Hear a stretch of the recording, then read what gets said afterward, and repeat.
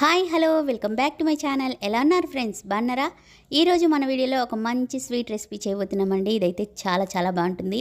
Banana kesari అండి. నోట్లో పెట్టుకోగానే వెన్నెలాగా కరిగిపోతుంది. మాటలతో కాదండి, నిజంగానే చాలా చాలా బాగుంటుంది.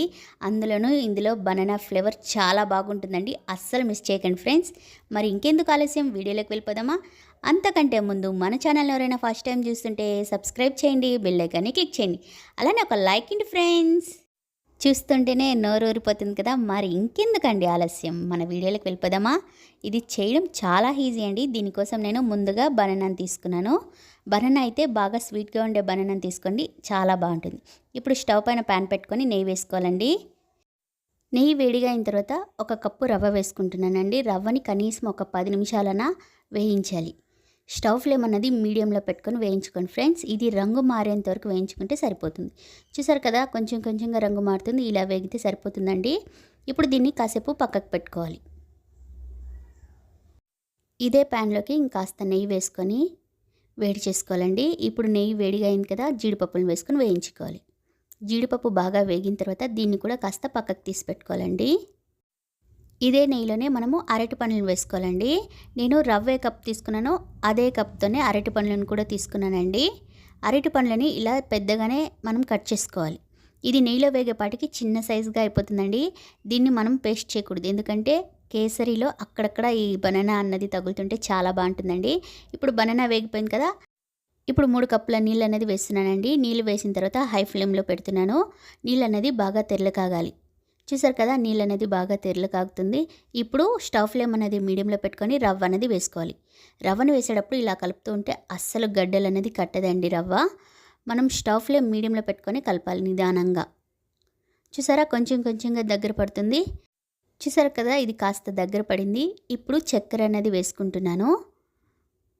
1 కప్పు రవ్వకి నేను 1 కప్పు షుగర్ అన్నది యాడ్ చేస్తున్నానండి. చక్కెరను వేసిన తర్వాత ఒకసారి మొత్తం బాగా కలుపుకోవాలి.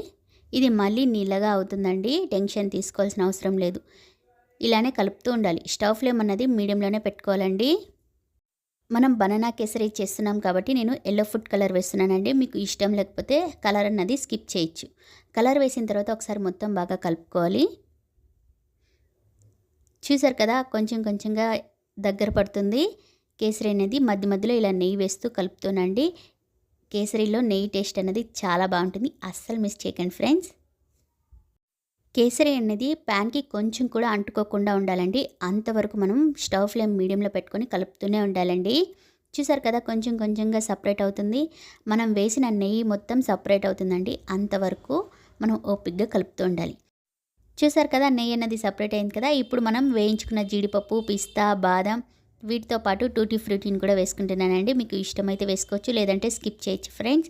వీటన్నిటిని బాగా కలిసేలాగా ఒకసారి కలుపుకోవాలి. నిజంగా అండి, ఈ స్వీట్ చాలా చాలా బాగుంటుంది, అస్సలు మిస్ చేయకండి ఫ్రెండ్స్. బనానా ఫ్లేవర్తో కేసరి టేస్టు మామూలుగా ఉండదు. ఒక్కసారి తప్పకుండా ట్రై చేయండి ఫ్రెండ్స్.